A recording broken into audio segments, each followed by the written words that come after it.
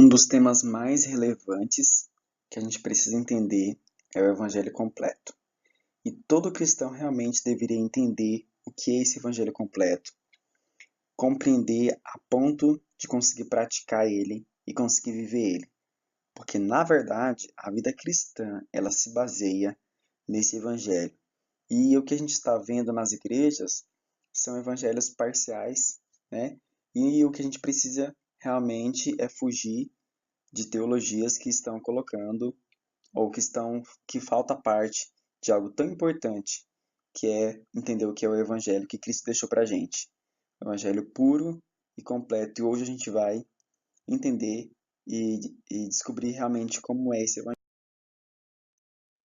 Para começar, a gente precisa entender como foi formado o homem, tá? Então, lá quando Deus criou Adão, ele criou o ser tricotômico, que é o ser que ele é feito de corpo, alma e espírito.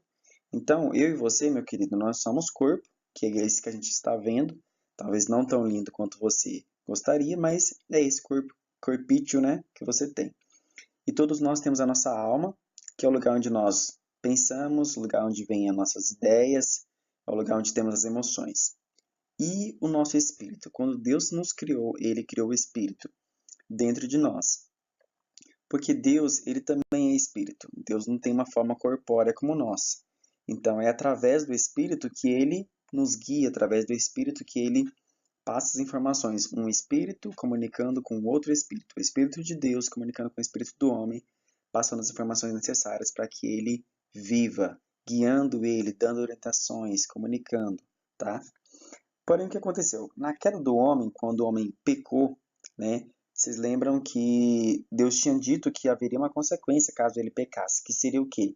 Quando ele desobedecesse, comesse da fruta, aquela fruta que a gente não sabe qual é, mas aquela fruta da árvore do conhecimento do bem e do mal, a consequência seria a morte.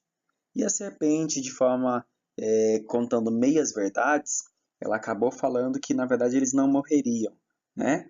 Ele na verdade estaria com conhecimento igual ao de Deus. Mas ele sim, ele morreria, mas não no corpo, mas ele morreria no seu espírito. E foi isso o que aconteceu. Quando ele comeu, ele morreu no seu espírito morreu. E Deus, na sua infinita bondade, ele já tinha um plano estabelecido para que o homem se reconectasse a ele, porque o espírito era essa conexão. Então, Deus já tinha um plano para isso. Por isso que Deus expulsou ele do jardim do Éden. Por quê? Porque lá no jardim do Éden também tinha uma outra árvore, uma árvore chamada a árvore do conhecimento do bem e do mal, e a outra árvore, gente, que esqueci agora o nome, não lembro o nome agora, mas tudo bem, da eternidade. Vocês lembram qual que é, né? Tô gravando esse vídeo mais de meia-noite, estou bem cansado, mas eu preciso fazer isso para a gente dar continuidade. Então vocês me perdoem alguma falha. Mas é isso aí. Então ele não podia ficar lá no jardim porque ele poderia comer essa árvore, dessa outra árvore, né, e viver eternamente. Então o homem viveria eternamente distante de Deus. Então Deus colocou um anjo com uma espada flamejante ali na porta daquele jardim para que o homem não entrasse lá novamente e assim ficasse separado de Deus para sempre. Então teria ainda uma opção para o homem. Só que o que acontece é o seguinte: sendo formado de corpo, alma e espírito, sendo que o espírito é onde nós recebemos as orientações de Deus para a nossa vida, então algo que vem de dentro de nós, dando interação para a nossa alma, que é onde tem o sentimento, né, as emoções, e ali nós vamos fazer de acordo com o que nós recebemos do nosso espírito, sentimos da nossa alma e executamos com o nosso corpo. Imaginem só, se o espírito morreu, de onde que viriam as orientações para a vida? De onde que nós iríamos receber o nosso manual para viver? Então está na figura aqui do lado, que começou a vir através do corpo, do lado externo, da visão, tudo que nós vemos, que nós vamos compreender, vem do nosso tato, do nosso olfato, do que nós ouvimos, do que nós falamos. Então tudo isso começou a vir através do externo. Então toda a orientação para a nossa vida nós começamos a aprender de fora. já que nós não tínhamos dentro de nós, o espírito estava morto, não havia orientação. E começamos a aprender do meio externo. E é isso que nós fazemos quando criança, não é isso? Aprendemos através da família, da sociedade, da cultura. Nós vamos aprendendo através das situações do que nós vamos vendo e ouvindo. E aí vamos construindo nosso conhecimento acerca de quem nós somos, acerca do que são as verdades, acerca do que é o bom, do que é o mal. E aí a gente vai construindo tudo que a gente aprende e vai replicando isso na nossa vida, certo? Mas espera aí, qual que é a diferença então de Adão e Jesus? Porque Jesus entrou na história, né? Adão, por ele, através dele, o pecado entrou no mundo. E através de Jesus, quando ele morreu na cruz, ele pagou o preço pelo pecado e o pecado teve fim. Através de Adão, ele trouxe uma semente amaldiçoada para todos os seres humanos, porque todos os descendentes de Adão, eles foram nascendo com o seu espírito morto. Então, todos os descendentes dele já nasceram apenas o corpo e a alma e o espírito morto, sem conexão com Deus. Então, todos nascemos pecadores através de Adão. Mas Jesus, ele não foi uma semente de Adão. Por quê? Ele nasceu de uma mulher que era virgem. Então, o homem, ele não passou a semente para Adão, para Adão não, para Jesus. Jesus, ele não veio do esperma normal. Ele veio através do Espírito de Deus. Então, quando Jesus nasce, Jesus é o segundo Adão. Ele é a segunda pessoa no mundo que nasceu, vamos dizer assim, com a semente pura. Ele nasceu sem a infecção, sem a maldição do pecado que veio de Adão. Então, todos os seres humanos, até Jesus, que nasceram mortos. Aí Jesus nasceu com a semente pura, tá? Então, todos através de Adão são pecadores e todos aqueles que acreditam em Jesus, que nascem de novo, se tornam santos. Então, todos nascem com o espírito morto que vem de Adão, e todos aqueles que creem em Jesus, o seu espírito é ressuscitado. Opa! Então, o plano de Deus era isso, exatamente isso. Pagar o preço pelo pecado, porque o pecado foi cometido por Adão. Então, alguém teria que pagar o preço do pecado. Então, o preço do pecado foi pago por Jesus. A partir do momento que o preço foi pago, então eu posso novamente ressuscitar o espírito. Então, Jesus pagou o preço por todos nós e nosso espírito é ressuscitado. E novamente temos uma conexão com Deus. E o que acontece então quando eu aceito Jesus? Naquele momento que você levanta a sua mão e você fala: Eu creio em Jesus, eu aceito Ele como meu único e exclusivo Salvador, creio que Ele morreu e ressuscitou. Então você está dizendo o seguinte: que quando Ele morreu, seus pecados foram pagos. Quando Ele ressuscitou, você ressuscitou junto com Ele numa nova vida. Agora, uma parte que a gente não fala é a parte do descanso no céu. Então, o evangelho completo, a gente fala que é completo porque nós acabamos falando a parte da morte, da ressurreição, e nunca, pelo menos eu nunca ouvi falar na igreja, nenhuma igreja, e eu sou cristão aí desde de infância, né? Estou com quase 30 anos, e nunca ouvi falar sobre isso. Mas em alguns congressos que eu participei aí relacionados à sexualidade, acabei ouvindo isso e acabei comprando alguns livros e me aperfeiçoando nisso, e realmente a vida cristã se baseia nisso. E às vezes não conseguimos viver uma vida cristã eficiente ou eficaz, ou viver na prática realmente o evangelho, porque não entendemos o final, a parte que realmente mais importa, que é o dia a dia. Porque quando Jesus morre, sabemos que ele paga nossos pecados. Quando ele ressuscita, é nova vida. Mas e viver isso no dia a dia? O que falta para ser um cristão autêntico? Então nós entendemos que a obra de redenção da humanidade ela não termina na cruz. Que na cruz nós temos a expiação dos pecados. Pois na verdade com ele nós morremos. Que tem a morte da carne pecadora lá na cruz. Mas com Jesus nós também ressuscitamos. Ou seja, fomos justificados e podemos nascer como um bebezinho, uma nova vida espiritual, tá? E com ele nós vamos descansar nas regiões celestiais, ou seja, se tivermos fé em Jesus, ele viverá através de mim, ou seja, eu viverei como se fosse Jesus. Eu sou, na verdade, o exemplo, o espelho de Jesus. Eu sou um discípulo de Jesus. Então eu vou viver agora como ele viveria. Então as obras da carne morrem e as obras agora do Espírito, as obras de Jesus, o meu Espírito vivificado, vão começar a atuar, vão começar a aparecer através de mim. Você pode ler em Efésios 2, do 1 ao 6, Romanos 6, gente, Romanos é precioso sobre esse assunto. 6, do 1 ao 11, Gálatas 2, do 16 ao 20. O versículo-chave que nós colocamos aqui é Efésios 2 e 6. E aí, irmão, entendeu? Travou, né? Eu ouvi isso aí a primeira vez e demorei muito tempo. Na verdade, eu demorei assim uns 2, quase 3 anos para entender o que significa esse evangelho completo e para viver, praticar ele, porque eu não conseguia entender. Mas eu vou explicar aqui, ó, resuminho básico para você, o gabarito. Morte na cruz. Eu sou perdoado e justificado. É isso que acontece na cruz. Beleza? Então a cruz serve para isso. Ressurreição. Quando ele ressuscita e eu ressuscito com ele, eu ressuscito santo. Eu nasci de novo. Relacionado ao descanso no céu. Se Jesus está assentado no céu, ele está descansando à direita do Pai. E nós também estamos descansando. Em quê? Descansando na suficiência de Cristo. Ou seja, Cristo é o que é suficiente para que eu viva uma vida completa.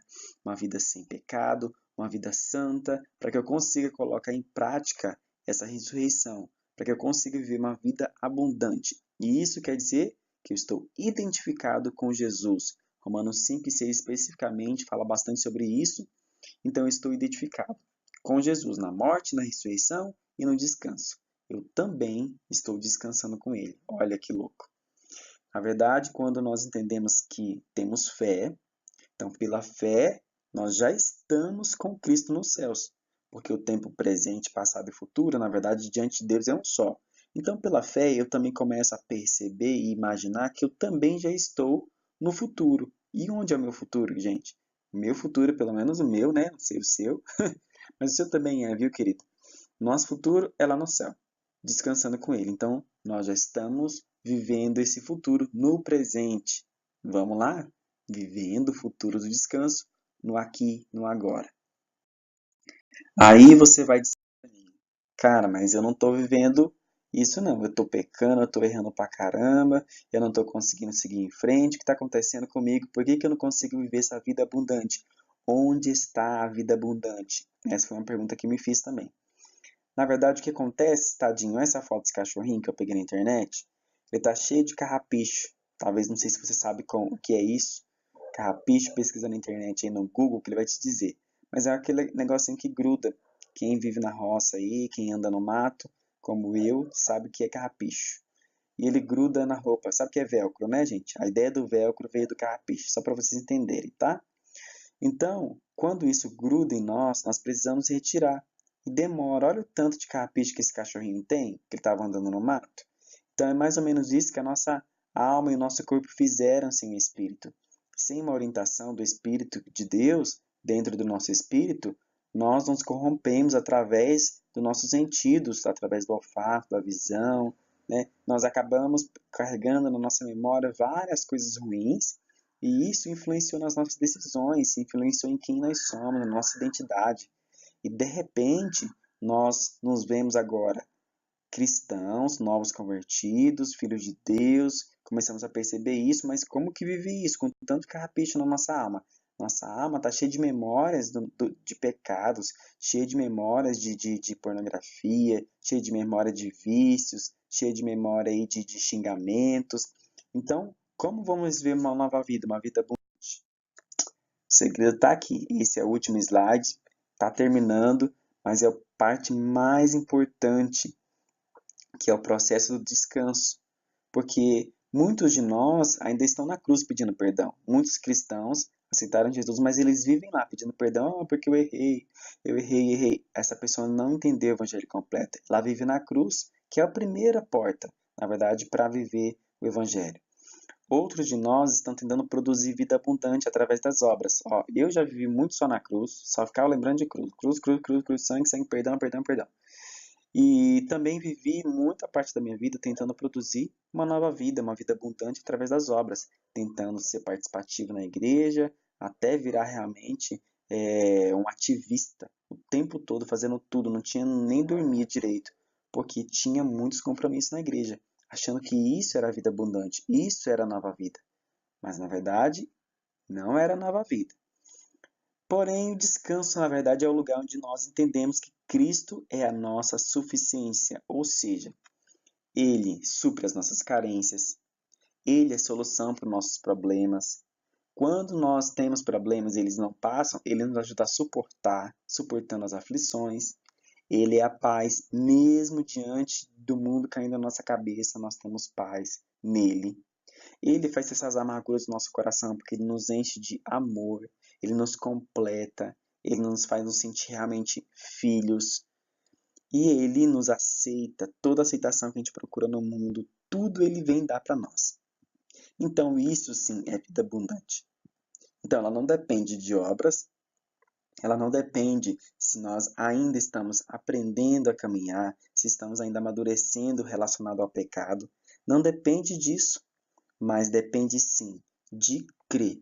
Então, a vida abundante em Cristo, o processo de descanso, de conseguir viver em Cristo, é exatamente como essa figura está mostrando a videira. A Bíblia fala que nós somos enxertados em Cristo. Então, a videira, vocês percebem que ela está aí bonitinha, né? Linda, maravilhosa. Na verdade, sabe o que aconteceu? Foi um galho que eles pegaram e enxertaram aqui nessa madeira aqui que vocês estão vendo aqui, essa madeira, esse galho, é a videira, tá? Então, esse galinho verde foi aberto um pedaço ali daquela, poxa, a crosta, gente, a casca, lembrei. Então, a casca dessa madeira, desse caule aí, foi aberto e esse pedacinho verde foi enfiado dentro e aí foi amarrado. Então, ou seja, esse galho verde aí, ele não tem vida através de si mesmo. A partir de agora, ele vai secar e ele vai morrer, porque toda a seiva que está dentro dele vai se perder.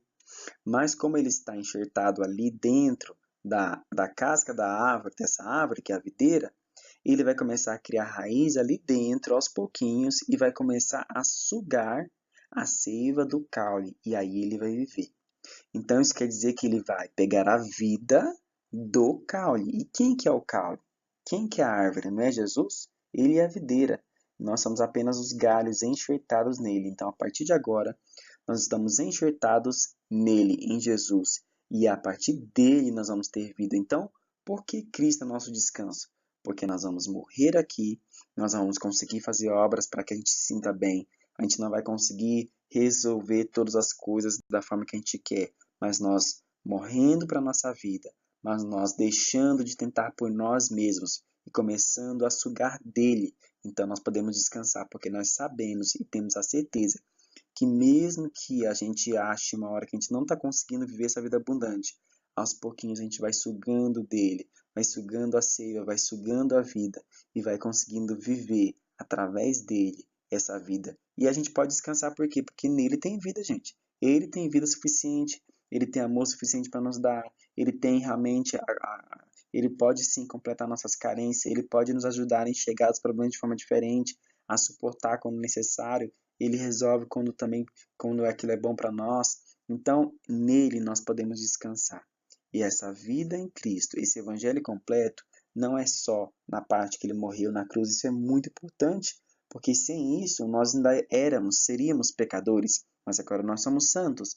Então, a parte de ressuscitar é importantíssima, porque através da ressurreição nós temos a oportunidade de ver uma vida nova, uma folha em branco, começar do zero. Porém, nós estamos cheios de carrapichos, nós estamos cheios de memórias ruins, cheios de sensações, sentimentos. Tem lugar que a gente passa que nos lembra, tem filmes que a gente vê que nos faz, amigos que nos fazem relembrar coisas da nossa velha vida, do velho homem. Mas nós podemos descansar nele, que mesmo tendo tudo isso que pode querer nos atrapalhar, nós vamos aos pouquinhos morrer para nós e vamos começar a sugar dele. E daqui a pouco, gente, essa árvore esse galho que está aí implantado, enxertado, ele vai crescer, amadurecer e produzir vida. Então, eu tenho outros dois vídeos para falar para vocês, que é um vídeo sobre paciência com você mesmo e é um vídeo falando sobre o que é santidade, o que é ser santo, como que é esse processo de santificação. Um abraço. E aí, gostou? Claro, gente, curte, se inscreve e compartilha para que muitos irmãos aí, talvez que não saibam desse evangelho, possam aprender e viver.